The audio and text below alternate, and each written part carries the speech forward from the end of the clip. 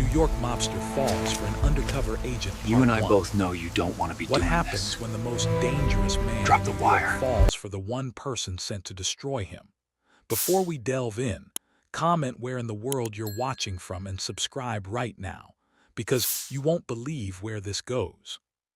Tony Marchetti had been running Brooklyn since he was 26 years old.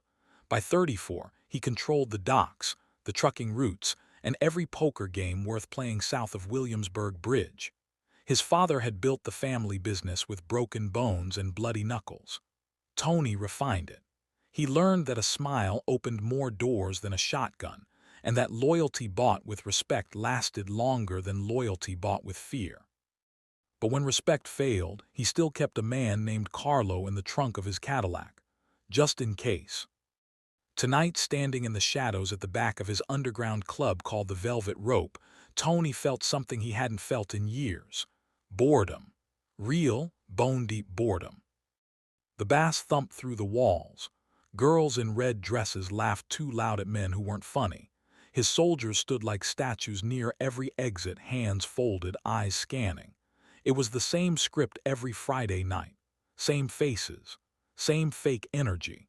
Same predictable ending with him alone in a pent suite, staring at the ceiling, wondering if this was all there was.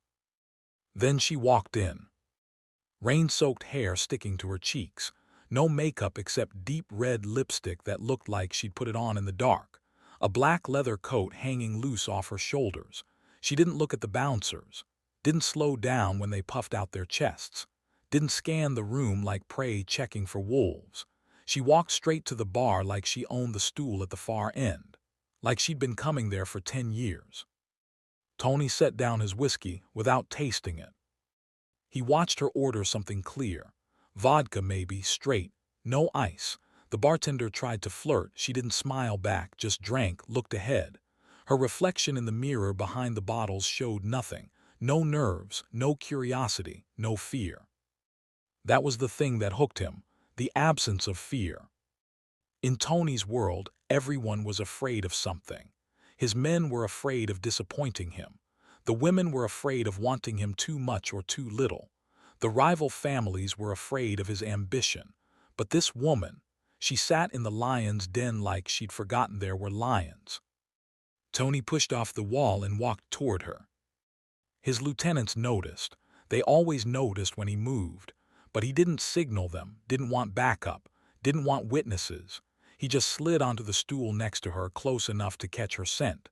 Rain, cigarette smoke, something floral underneath. "You lost?" he asked. She turned her head slowly. Her eyes were dark brown, almost black in the low light. She looked at him like she was reading a menu. No fluttering lashes. No fake surprise at who he was. "No," she said. "I know exactly where I am." Tony smiled, not his business smile, a real one. "And where's that?" She picked up her glass, tilted it toward him in a small salute. "Someplace I probably shouldn't be." That line should have been a warning. In any other story, that would have been the moment Tony Marchetti walked away.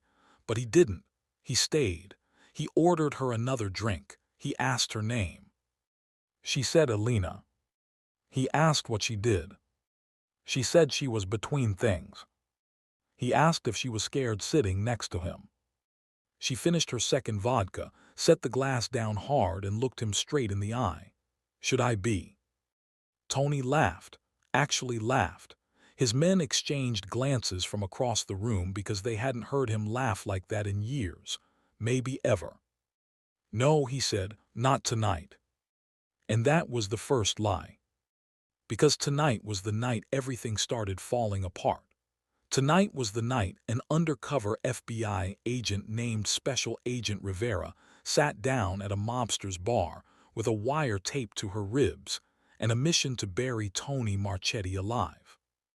She just didn't know yet that he was going to bury himself first, right inside her chest. Her name wasn't Alina.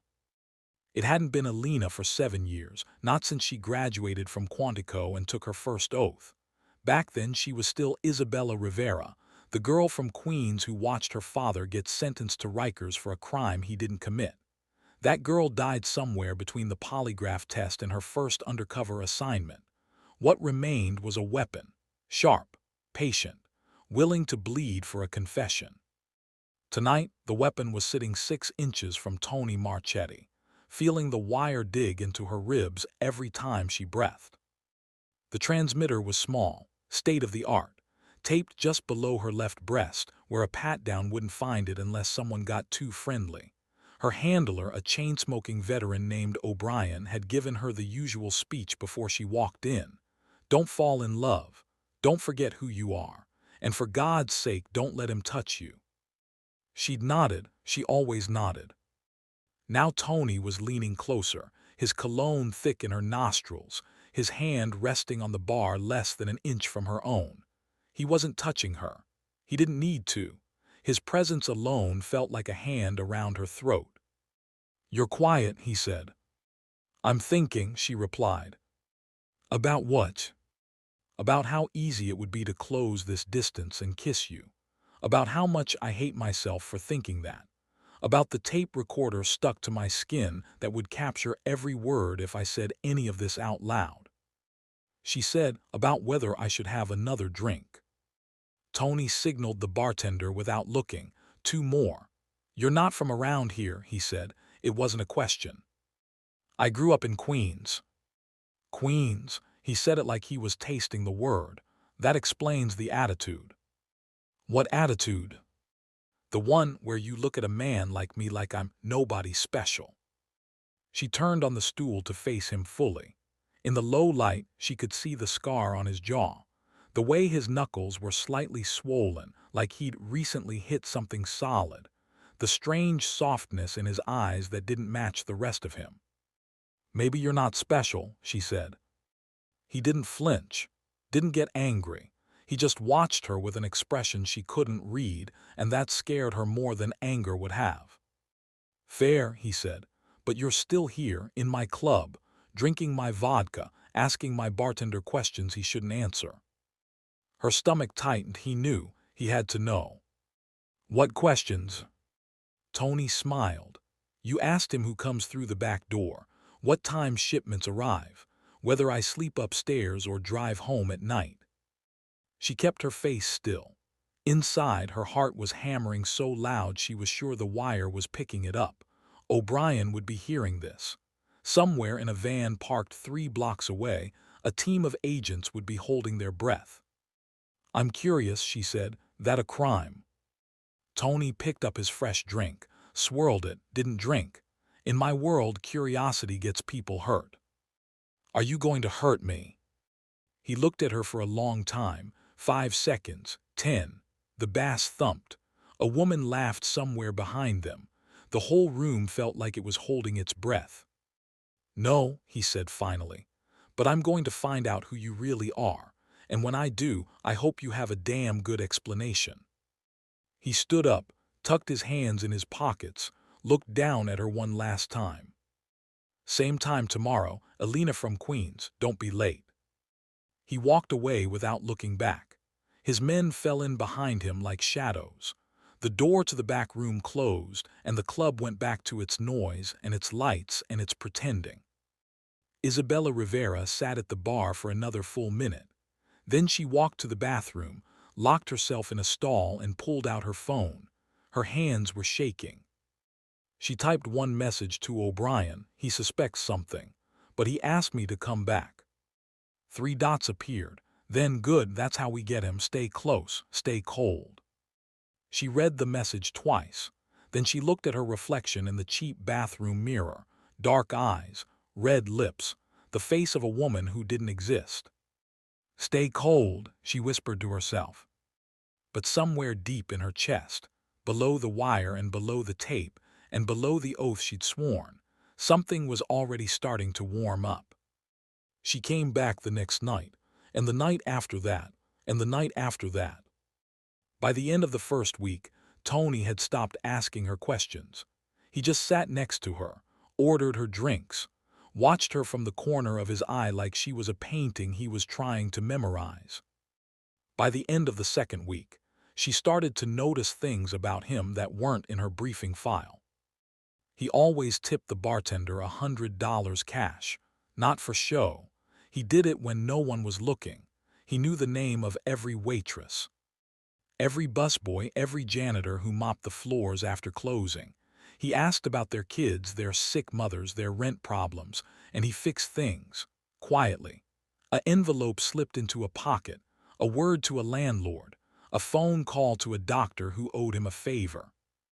The file said Tony Marchetti was a criminal, a racketeer, a man who ordered violence the way other men ordered coffee. The file didn't say he held the door for old women, didn't say he stopped his SUV in the rain to give his umbrella to a homeless man sleeping on a grate, didn't say he laughed like a boy when his mother called him on his private line, switching from English to rapid Italian, his whole face softening into something unrecognizable. Isabella watched all of this from her stool at the bar, and she reported none of it. O'Brien wanted evidence, wiretaps, transaction records, photographs of handoffs and handshakes and handguns.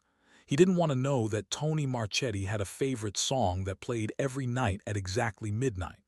He didn't want to hear that Tony slept badly and showed up to the club with dark circles under his eyes, drinking espresso until his hands stopped trembling. So she stopped telling him.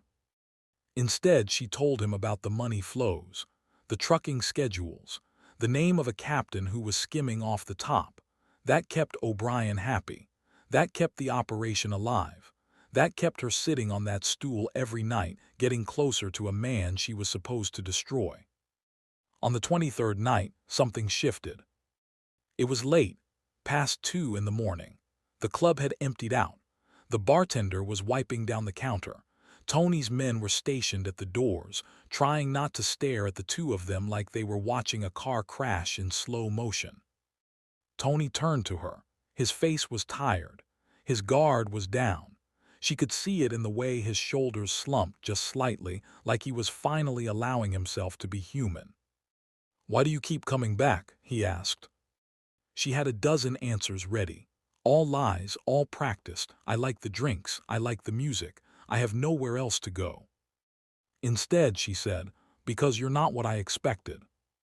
He tilted his head. "What did you expect?" "A monster, a ghost, a target." "I don't know," she said. "Something worse." Tony was quiet for a long moment. Then he reached out and took her hand. Not aggressively, not romantically even, just gently. His thumb traced the inside of her wrist, right over her pulse point, where her heart was hammering against her skin like a caged animal. "You're not what I expected either," he said. "What did you expect?" He looked at her, really looked, like he was seeing past the red lips and the black coat and the fake name, like he was trying to find the woman underneath, the one she'd buried so deep she wasn't sure existed anymore. "Someone who was afraid of me," he said. "But you're not afraid of anything, are you?" Isabella didn't answer.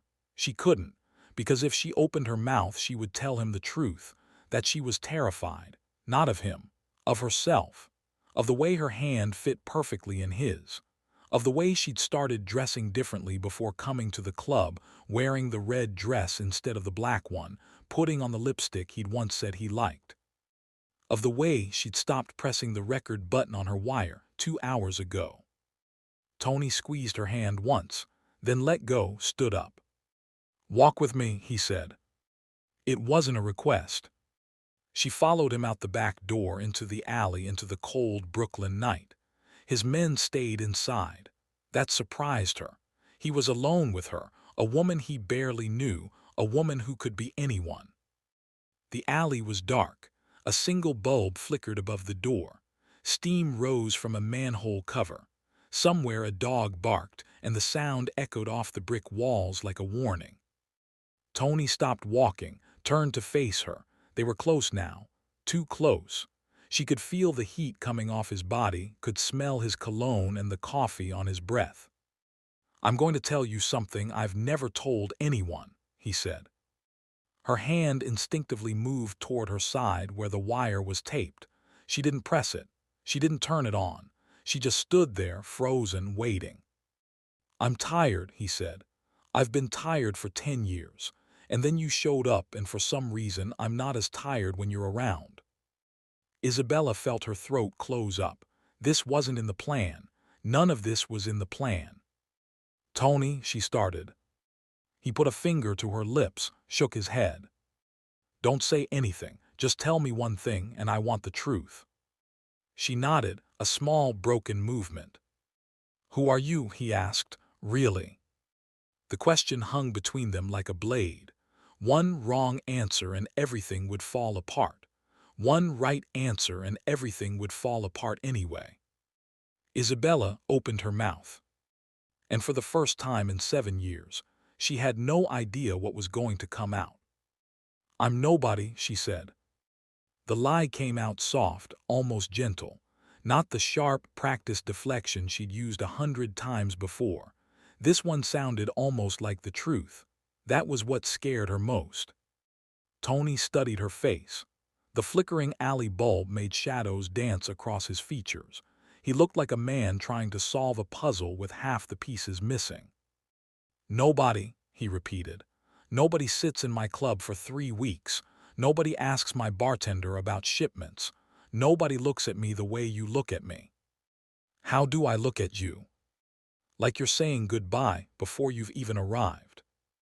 The words hit her harder than they should have. She turned away, stared at the brick wall, at the graffiti she'd already memorized from her surveillance photos. There was a fire escape above them. Fire escapes meant exits. Exits meant survival. But she wasn't running, not yet. I should go, she said. It's 2 in the morning. Where are you going? Home. Where's home? She didn't answer. She couldn't, because home was a studio apartment in Queens with a fake name on the lease and a go bag under the bed. Home was a burner phone that rang only when O'Brien needed something. Home was nowhere and everywhere, and it had never felt lonelier than it did right now, standing in this alley with a man who thought she was somebody else. Tony stepped closer. His chest almost touched her back. She could feel his breath on her neck. You don't have to tell me, he said. Not tonight. But stop lying to me, Alina. Just stop. Even if you can't tell me the truth yet, stop feeding me things you rehearsed in the mirror. Her eyes closed. How did he know? How could he possibly know about the mirror, about the hours she spent practicing her smile, her laugh, her casual shrug, all of it crafted and polished until it felt like a second skin? I'm not lying about everything, she whispered. What aren't you lying about? She turned to face him. They were inches apart now. His hand came up, hesitated, then brushed a strand of hair from her face. His fingers were warm, rough, gentle in a way that made her chest ache. The way I feel when you're near me, she said, that's real. It was the first true thing she'd said to him since they met. Tony's eyes darkened, not with anger, with something else, something that looked almost like pain. You barely know me. I know enough. You don't know what I've done. I don't care. You should. She reached up and touched his face. Her fingers traced the scar on his jaw, the one that wasn't in any file, the one she'd wanted to ask about for weeks. He flinched slightly, then leaned into her touch like a man starved for it. Who did this to you? She asked. My father when I was 12. I talked back at dinner. The words landed like stones in still water.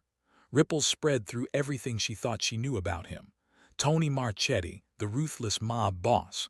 Tony Marchetti, who controlled half of Brooklyn with a smile and a threat. Tony Marchetti, who was once a 12-year-old boy with a father who left marks. Tony, she said. Don't, he pulled back slightly, regrouped. The wall went up again, brick by brick. I didn't bring you out here for sympathy. I brought you out here because I needed to know if you were real. And what did you decide? He looked at her for a long time. The alley was quiet now. Even the dog had stopped barking. Just the two of them standing in the dim light, pretending they had any control over what was happening. I decided, he said slowly, that I don't care if you're real. I just want you to stay. Before she could answer, he kissed her. Not gently, not tentatively. He kissed her like a man who had been holding back for weeks and couldn't hold back anymore. His hands cupped her face. Her fingers gripped his jacket. The brick wall was cold against her back and his body was warm against her front, and somewhere in the distance a siren wailed and she didn't care. She didn't care about the wire. She didn't care about O'Brien. She didn't care about the oath or the mission or the 7 years she'd spent becoming a weapon. She kissed him back. When they finally broke apart, both of them breathing hard, Tony rested his forehead against hers. His eyes were closed. His hands were shaking. "Stay," he whispered again. "Just for tonight, stay." Isabella looked at his face, at the scar on his jaw, at the dark circles under his eyes, at the man who had killed people, probably, at the man who held doors for old women and tipped bartenders $100 and remembered every janitor's name. She thought about the phone in her pocket, about the message she could send, about the arrest that was supposed to happen in 6 weeks, the one that would put Tony Marchetti in a federal prison for the rest of his life. She thought about all of it. Then she took his hand and followed him inside. His apartment was nothing like she expected. No gold fixtures, no marble floors, no oversized furniture meant to impress. Just a modest penthouse above the club with worn leather couches, books stacked on every surface, and a kitchen that looked like someone actually cooked in it. The windows faced the East River. The lights of Manhattan glittered on the water like scattered diamonds. Isabella stood in the middle of the living room, still wearing her coat, still feeling the ghost of his lips on hers. The wire was cold against her ribs. She had forgotten to turn it off when they left the alley. Or maybe she hadn't forgotten. Maybe she had chosen not to. Tony walked to the window. His back was to her. His shoulders were tense. "You're thinking too loud," he said. "I'm always thinking. About leaving. About staying." He turned. His face was unreadable again. The vulnerability from the alley had been packed away, hidden behind the mask he wore for the world. But she had seen underneath now. She couldn't unsee it. "Then stop thinking," he said. "Take off your coat, stay a while." She unzipped her coat slowly. The wire pressed against her skin. If he touched her chest, he would feel it. If he hugged her, he would hear the faint static of a transmitter picking up nothing but silence. She had been so careful for so long. One wrong move and everything would unravel. She draped the coat over the back of a chair. Underneath, she wore a simple black dress. No pockets, no place to hide anything except the wire taped and waiting. Tony poured 2 glasses of whiskey from a crystal decanter. He handed her one. Their fingers brushed. "To staying," he said. "To staying," she echoed. They drank. The whiskey burned going down. It warmed her from the inside, loosened something tight in her chest. She walked to the window and stood beside him, looking out at the city she had grown up in, the city she had sworn to protect, the city that would never know her real name. "My father used to bring me to the piers near here," she said. The words came out before she could stop them. "When I was little, we'd watch the ships come in. He'd tell me stories about where they'd been. China, Africa, places I'd never see." Tony didn't interrupt. He just listened. That was another thing not in his file. The way he listened, like every word mattered. "What happened to him?" Tony asked. "He went to prison for something he didn't do." "How do you know he didn't do it?" Isabella gripped her glass tighter. The truth sat on her tongue, bitter and tempting. She could tell him. She could tell him everything. About her father, about Quantico, about the wire digging into her skin right now. But she didn't. "Because I knew him," she said. "The way you know someone when you're young, before you learn that people can be more than one thing." Tony was quiet for a moment.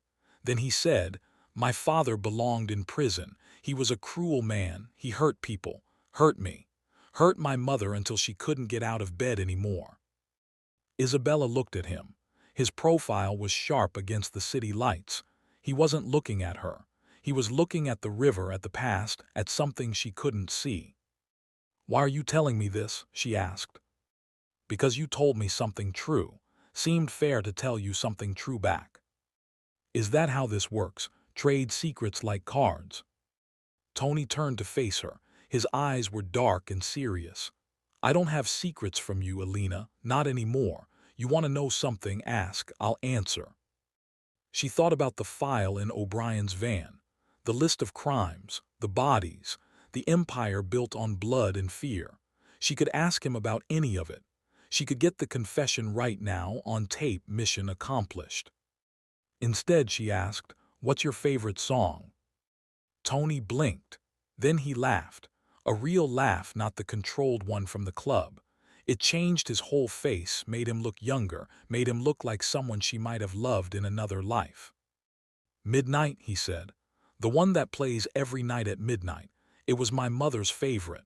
She used to dance with me in the kitchen when I was small, before everything got hard." "Play it for me." He hesitated. "It's almost 4 in the morning." "Play it for me anyway." Tony walked to a record player in the corner. Old. Wooden. He pulled a vinyl from the shelf, placed the needle carefully, and the room filled with a slow, sad melody. Piano and strings and a woman's voice singing in Italian about love and loss and the things that never come back. He held out his hand. "Dance with me," he said. Isabella set down her glass. She walked to him, placed her hand in his. His other hand settled on her waist, low and warm. They moved slowly, barely swaying, more holding than dancing. Her cheek rested against his chest. She could hear his heartbeat, steady, strong, real. The wire pressed between them, a secret made of plastic and metal and betrayal. She closed her eyes and let herself pretend, just for a few minutes, that she was Alina, that she had no handler, no mission, no deadline, that she was just a woman in a man's arms, dancing to his mother's favorite song, watching the sun start to paint the sky pink over the East River. The song ended. The needle lifted automatically. The room was silent except for their breathing. Tony pulled back just enough to look at her face. His thumb traced her cheekbone, her jaw, her lower lip. "I don't know what you're hiding," he said softly, "but I know you're hiding something." Her heart stopped. "Tony." "Don't explain, not yet. Just tell me one thing." She waited. "When this is over," he said, "whatever this is, when you've done whatever you came to do, will I ever see you again?" Isabella looked into his eyes, the eyes of a criminal, the eyes of a man who held doors for old women and remembered janitors' names and danced to his mother's favorite song at 4 in the morning. She thought about the truth, about the handcuffs, about the prison cell waiting for him at the end of this road. "No," she whispered, "you won't." Something broke in his expression, just for a second. Then he nodded, slow and accepting, like he had always known. "Then we better make tonight last," he said. He kissed her again, slower this time, sweeter, the kind of kiss that felt like a promise even when there were no promises left to make. And somewhere in the van 3 blocks away, O'Brien listened to static and silence and wondered why his best agent had stopped reporting. The sun was climbing over the city when Isabella finally left. Tony was still asleep. She had watched him for a long minute before slipping out of bed. His face was soft in sleep. No masks, no walls, just a man breathing slow and deep, one arm stretched toward the space where she had been.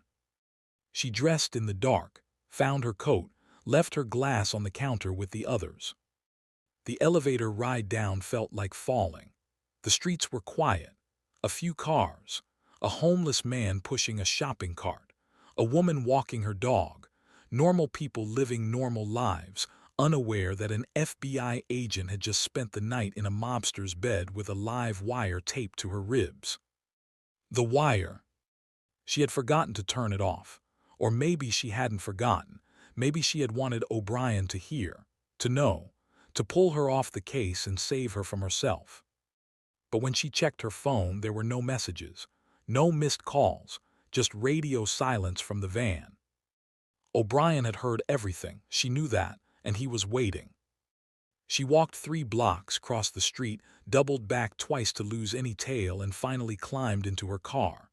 A gray sedan, boring, unremarkable, the kind of car nobody noticed. She sat in the driver's seat for 5 minutes without starting the engine. Her hands were on the steering wheel. Her forehead rested against them. She could still smell his cologne on her skin, could still feel his hands on her waist, could still hear his voice asking if he would ever see her again.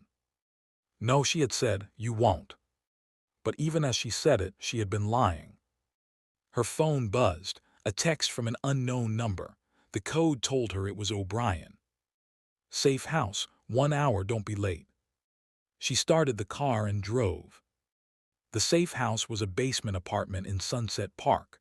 Concrete floors, a single window near the ceiling, metal shelves stocked with canned food and bottled water, a table with 2 chairs and a laptop. It smelled like mildew and old coffee. O'Brien was already there.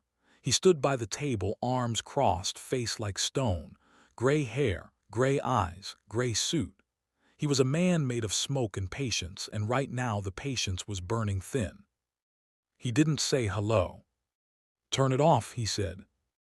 Isabella reached under her dress and pulled the wire from her skin. The tape came off with a sting. She set the transmitter on the table. O'Brien picked it up, examined it, then set it down again. 23 hours of audio, he said. 19 of them are useless. You stopped reporting after the first week. You stopped recording after the second. Last night, you didn't record anything at all." "I recorded."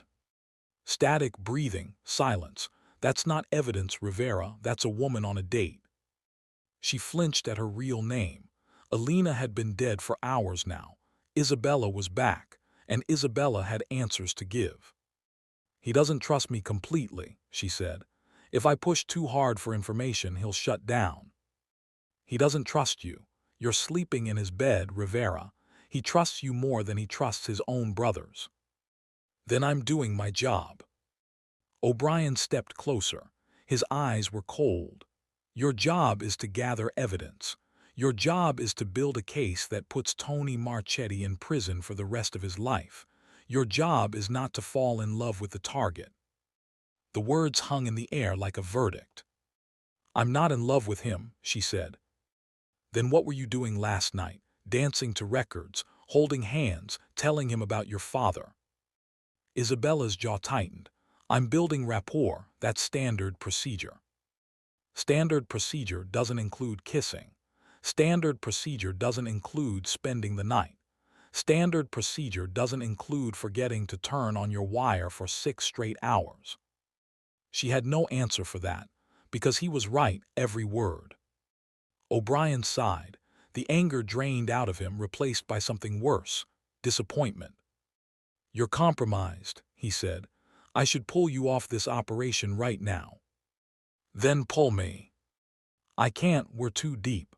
The indictment is scheduled for 6 weeks. If I replace you now, we lose everything, the surveillance, the access, the trust you've built." "So what do you want me to do?" O'Brien walked to the window, looked up at the narrow strip of sky. When he spoke again, his voice was quiet. "I want you to remember who you are. You're not Alina. Alina doesn't exist. You're Special Agent Isabella Rivera, and you have a duty to this country and to every person Tony Marchetti has hurt. His victims don't get to dance to records. His victims don't get to fall in love. His victims are dead or scared or broken, and they're counting on you."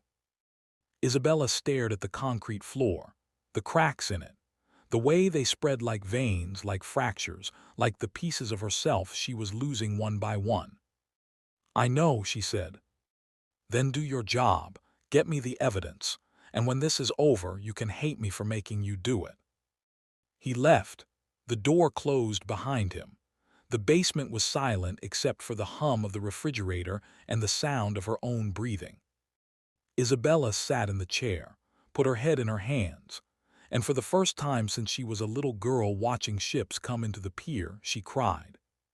She cried for her father, for the years she had lost to the Bureau, for the woman she used to be before she became a weapon. And she cried for Tony, for the man who held doors and remembered names and danced to his mother's favorite song, for the man she was going to destroy. When the tears stopped, she wiped her face, stood up, walked to the bathroom and splashed cold water on her skin. She looked at her reflection. The red lips were gone. The black dress was wrinkled. The woman staring back at her was nobody she recognized. Alina, she whispered, then Isabella. Neither name felt like her own anymore. She changed clothes, jeans, a sweater, no wire. She would put it back on tomorrow. She would go back to the club tomorrow. She would sit on the stool and order vodka and smile at Tony like nothing had changed. But tonight, she drove home to her empty apartment. She didn't turn on the lights. She lay on the bed fully dressed and stared at the ceiling. Her phone buzzed. A text from an unknown number.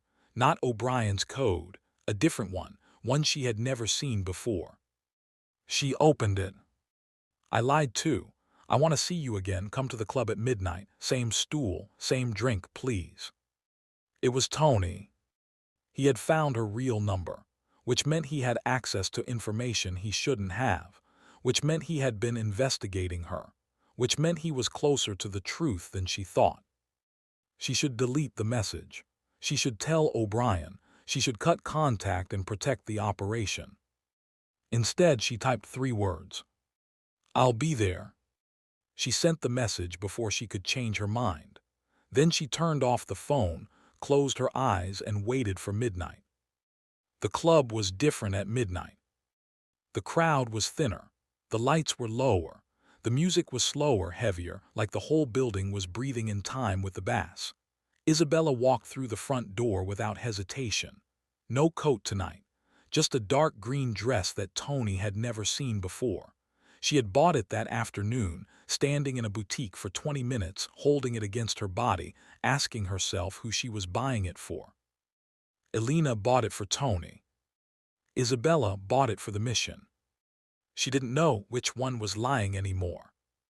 The bartender nodded at her, didn't ask what she wanted, just poured the vodka and set it in front of her usual stool. She sat down, drank, waited. He came from the back room, same as always, dark suit, white shirt, no tie. His hair was wet like he had just stepped out of the shower. He looked tired. He looked beautiful. He looked at her like she was the only person in the room. You came, he said, sliding onto the stool next to her. You asked. I didn't think you would. Then why did you ask?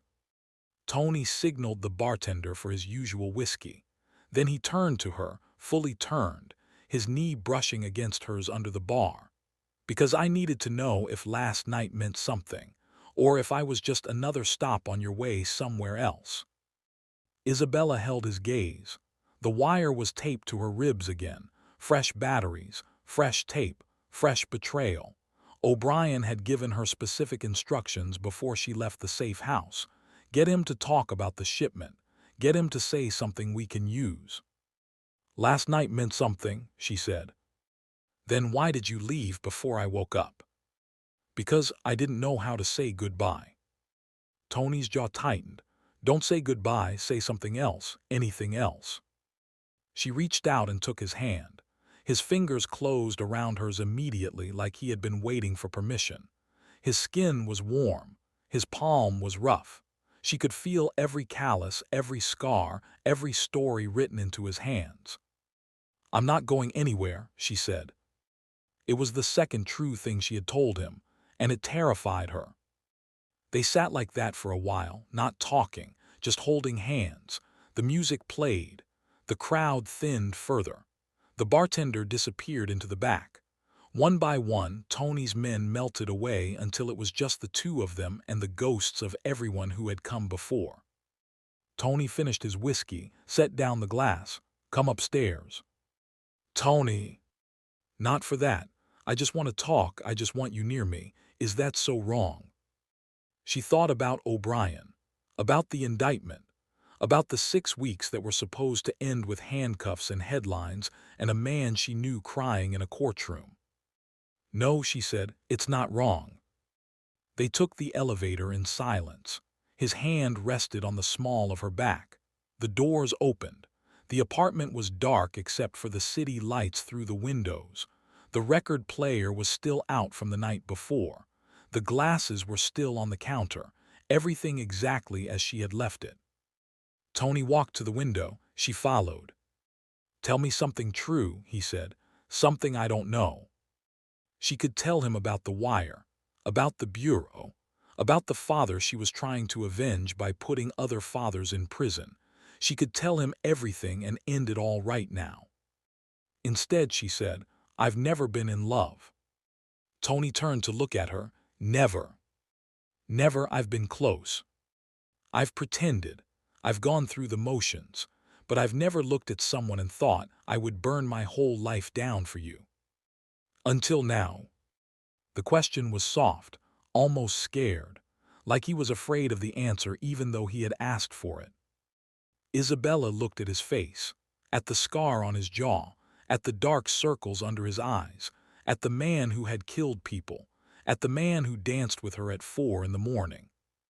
"Until now," she said. Tony closed his eyes. His hand found hers again. He brought her fingers to his lips and kissed them, one by one, slow and deliberate, like he was memorizing the shape of her. "I would burn my whole life down for you," he said, "and I have a lot of life to burn." She didn't answer. She couldn't, because if she opened her mouth she would tell him that his life was already burning, that she was the match, that in 6 weeks everything he had built would be ash. Instead, she stepped closer, wrapped her arms around his neck, pressed her forehead to his. "Don't talk," she whispered, "just hold me." He held her. They stood there for a long time. The city glittered below them. The river moved slow and dark. Somewhere out there, O'Brien was listening to static and wondering if his best agent had finally broken. She had. The wire was on, the batteries were fresh, the tape was rolling. And for the next 3 hours, it recorded nothing but the sound of two people breathing together, holding each other in the dark, pretending that the morning would never come. But the morning always comes. And when it did, Isabella woke up first. Tony was asleep again. His arm was draped across her stomach. His face was pressed into her shoulder. He looked peaceful. He looked like a man who had finally stopped running. She reached for her phone. 3 messages from O'Brien. "Report. Now. Don't make me come find you." She typed back, "He trusts me, I'm close. Give me 1 more week." O'Brien's reply came in seconds. "You have 7 days, then we move, with or without you." Isabella set down the phone. She looked at Tony, at the rise and fall of his chest, at the way his lips were slightly parted like he was about to speak even in sleep. She kissed his forehead, soft, quick, a goodbye he wouldn't feel. Then she slipped out of bed, dressed in the dark, and walked out the door. The wire was still recording. The week that followed was a fever dream. Isabella stopped going to the safe house, stopped answering O'Brien's calls unless she had to. She told herself it was strategy, keep Tony close, build trust, get the evidence. But late at night, alone in her empty apartment, she knew the truth. She wasn't building trust. She was falling, and she had stopped caring about the landing. Every night she went to the club. Every night she sat on the same stool. Every night Tony took her upstairs and they talked until the sun came up. He told her about his mother, about the way she used to sing in the kitchen, off-key and happy, before his father broke her spirit. He told her about his first kill, a man named Dominic who had tried to take over the family when Tony was 22. He told her how his hands had shaken for 3 days afterward, how he had vomited in the alley behind the warehouse, how he had looked at his reflection and not recognized the man staring back. She recorded none of it. The wire was on, the tape was rolling, but every night when she got back to her apartment, she deleted the files before sending them to O'Brien. She told him the recordings were corrupted. Technical issues. She was working on it. He didn't believe her. She could hear it in his voice. But he couldn't prove anything, not yet. On the fifth night, Tony took her to a restaurant. Not one of his places. A small Italian spot in a neighborhood she didn't recognize. Old photos on the walls. Red checkered tablecloths. A man who looked like he had been cooking since the 50s came out to hug Tony like a son. "This is Giuseppe," Tony said. "He knew my mother before she died." Giuseppe looked at Isabella with watery eyes. "She looks like her," he said. "The same eyes, the same sad." Isabella didn't know what to say. Tony squeezed her hand under the table. They ate pasta and drank wine and talked about nothing important. For 2 hours, Isabella forgot about the wire, forgot about O'Brien, forgot about the 7-day deadline that was ticking down like a bomb. Then Giuseppe brought out dessert, a small cake with a single candle. "For luck," the old man said. "For love, for whatever comes next." Tony looked at her across the table. The candlelight flickered in his eyes. He looked happy, truly happy. She had never seen him like this before. "Make a wish," he said. She closed her eyes. She wished for more time. She wished for a different life. She wished that she had met Tony Marchetti in a coffee shop or a bookstore or anywhere other than a criminal enterprise with a wire taped to her chest. She blew out the candle. "What did you wish for?" Tony asked.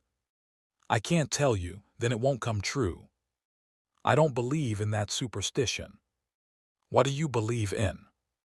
Tony reached across the table and took both her hands in his. His thumbs traced circles on her palms. His face was serious now. The happiness was still there, but underneath it was something else. Something that looked like fear. "I believe in you," he said.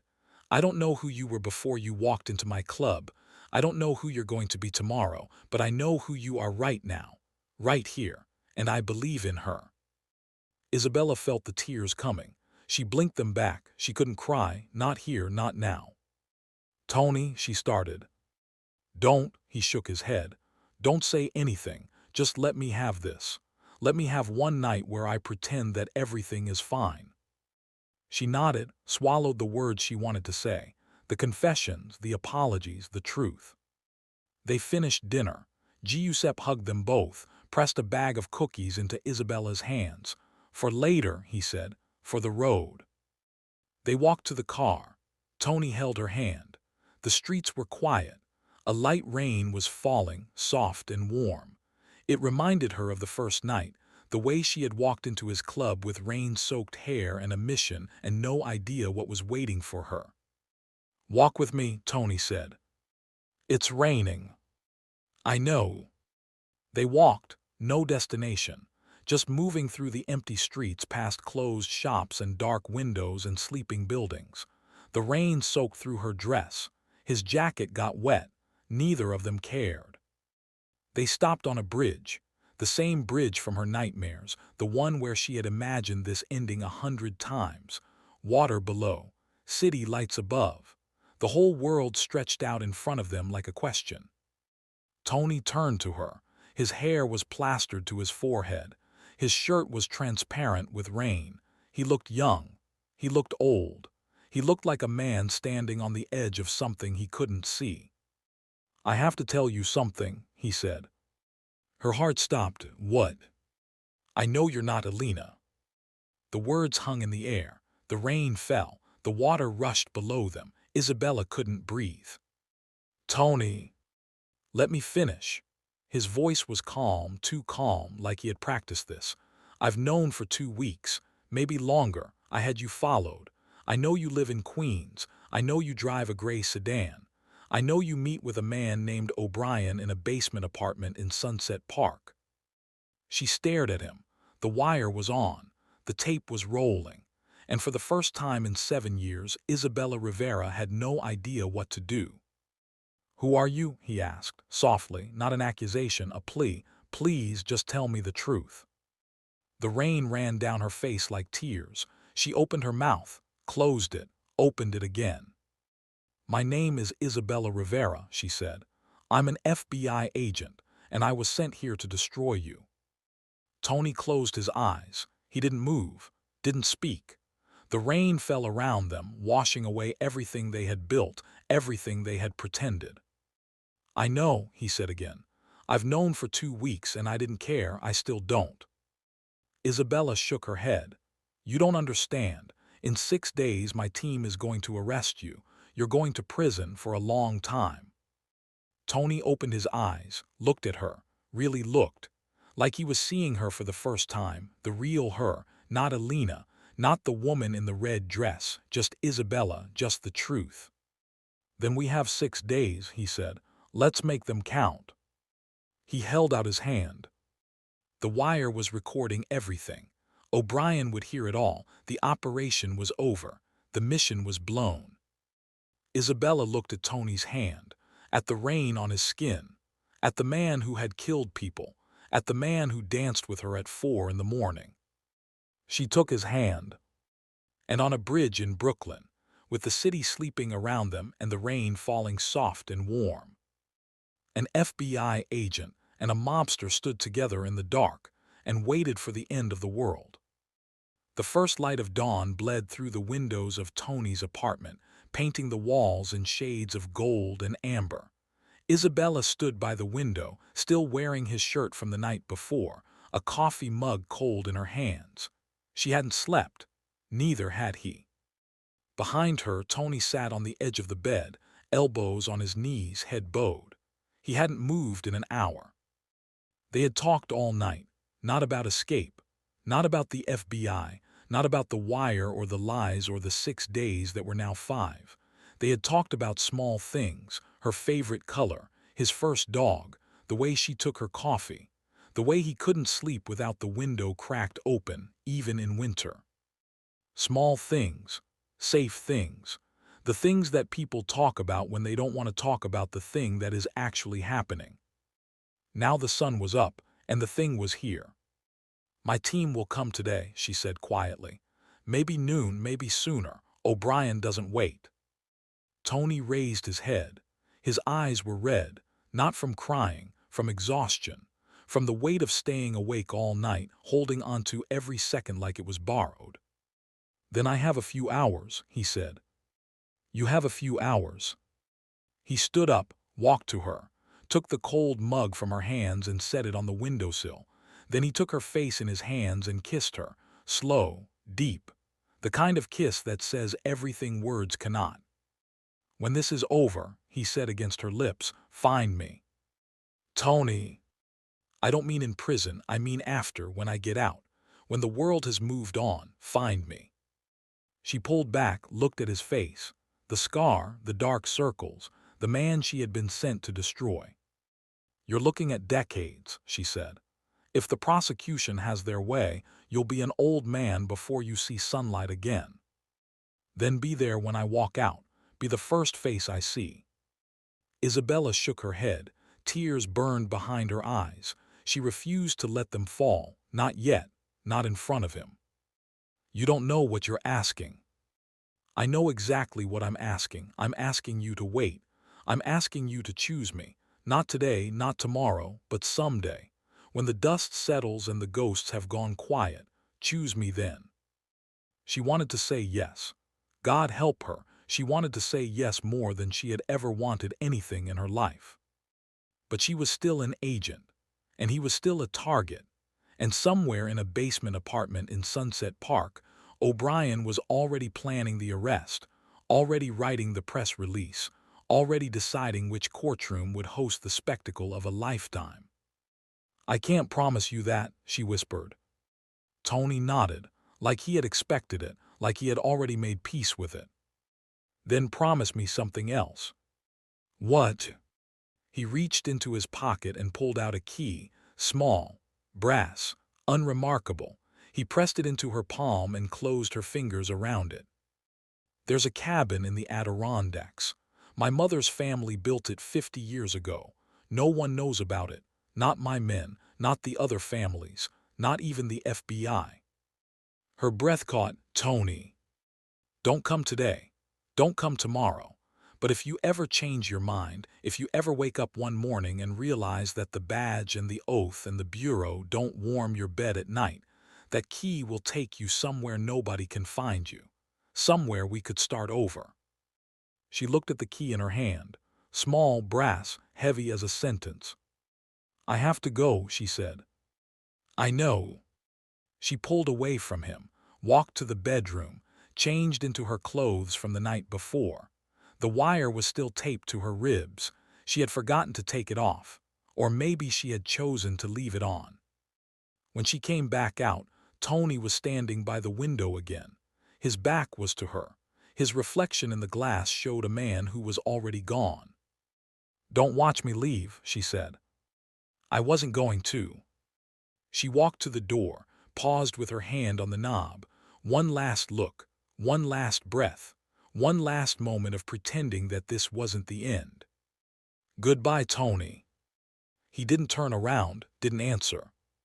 She opened the door and walked out. The elevator ride down took forever. The lobby was empty. The streets were waking up. A delivery truck rumbled past. A woman walked her dog.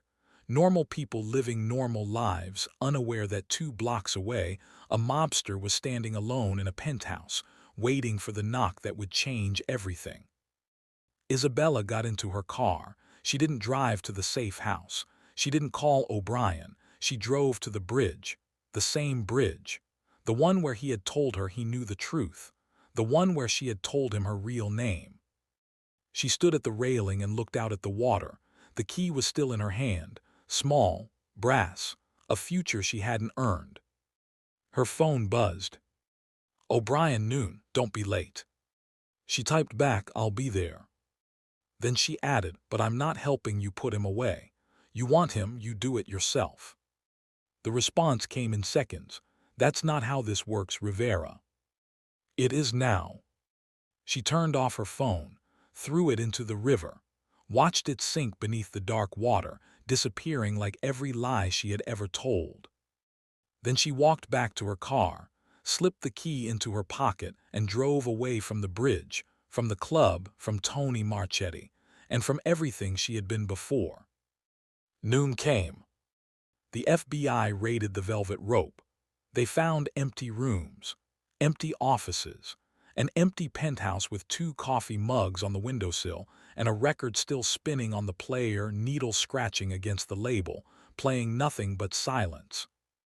Tony Marchetti was gone. No one knew where. Not his men, not the other families, not even his mother who cried when they asked her and who meant it when she said she didn't know. O'Brien stood in the middle of the empty apartment, hands on his hips, staring at the unmade bed. 2 pillows, one with a dent where a head had lain. He pulled out his phone, called a number he had been hopping not to use. She helped him, he said into the receiver. Agent Rivera, she helped him disappear. A pause, then, find them both. O'Brien hung up, looked out the window at the East River. Somewhere out there, 2 people were running. 2 people who had chosen each other over everything else. He almost admired it. Almost. Isabella drove north. The key sat in her cup holder. The cabin in the Adirondacks was 6 hours away. She didn't know if Tony would be there. She didn't know if he had taken his own road, his own escape, his own chance at a different life. But she had made her choice. Not the bureau, not the badge, not the oath. Him. The road stretched out in front of her, empty and open, and full of questions she couldn't answer. Would he be waiting? Would he forgive her for almost destroying him? Would the past ever let them go, or would it hunt them forever like a pack of wolves in the dark? She didn't know, but she kept driving. The story continues in part 2. Here is what you need to ask yourself before then. When everything you believe in tells you to walk away, but everything you feel tells you to stay, which voice do you listen to? Is love a weakness, or is it the only strength that actually matters? And if you had to burn your whole life down for someone, would you have the courage to light the match yourself? Subscribe now so you don't miss part 2. The hunt is just beginning. Drop a comment below. Did Isabella make the right choice, or is she about to destroy them both? The answer might be darker than you think.